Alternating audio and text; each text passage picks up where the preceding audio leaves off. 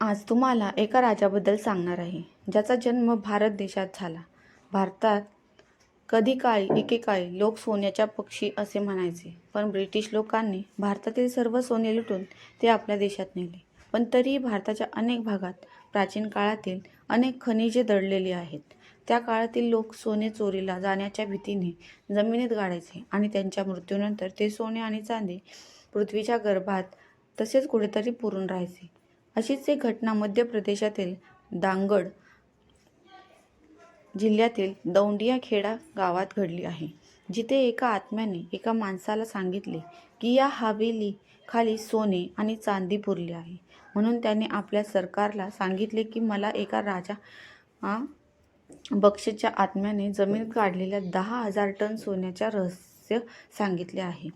आजच्या सोन्याच्या दरानुसार त्याची किंमत सुमारे 200 अब्ज रुपये असेल. राजा राम बक्ष कोण आहेत? हे सोने कुठून आले? राजा कसा मेला? या सर्व पैलूंवर प्रकाश टाकूयात. इतिहासकार चंद्रकांत तिवारी यांच्या मते क्रांतिकार शूर राजांनी 1857च्या क्रांतीच्या वेळी इंग्रजांना जाळून टाकले होते. ते कोण होते आणि कधीपासून ते या किल्ल्यात राहत होते हे कोणालाही स्पष्टपणे माहीत नव्हते. येथील इतिहासकारांच्या मते 4 जून 1856च्या क्रांतीत दिल्लेश्वर मंदिरात लपून बसलेल्या 12 इंग्रजांना जिवंत जाळण्यात आले होते. यात जनरल डेलाफॉसही उपस्थित होते. राजा चंडिका देवीच्या परमभक्त होते. असे म्हणतात, रोज सकाळी आई चंडिकाचे दर्शन घेऊनच ते सिंहासनावर बसायचे. लोकांच्या मते राजा पूजेनंतर गळ्यात फुलांची माळ घालत असे. हेच कारण आहे की इंग्रजांना जिवंत जाळण्याची शिक्षा म्हणून त्यांनी फाशीची शिक्षा झाली आणि त्यांना फाशी देण्यात आली. पण त्यांना काहीही झाले नाही. अशा रीतीने त्यांना 3 वेळा फासावर लटकवले गेले, पण राजाला काहीही झाले नाही.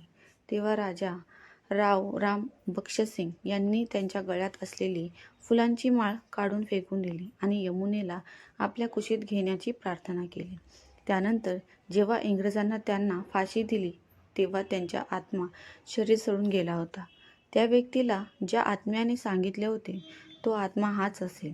त्यानंतर त्या माणसाला थोडे पैसे मिळाले आणि संपूर्ण खजिना सरकारला मिळाला. मित्रांनो, तुम्हाला ही कथा आवडली असेल तर चॅनलला लाईक आणि सबस्क्राईब नक्की करा. धन्यवाद.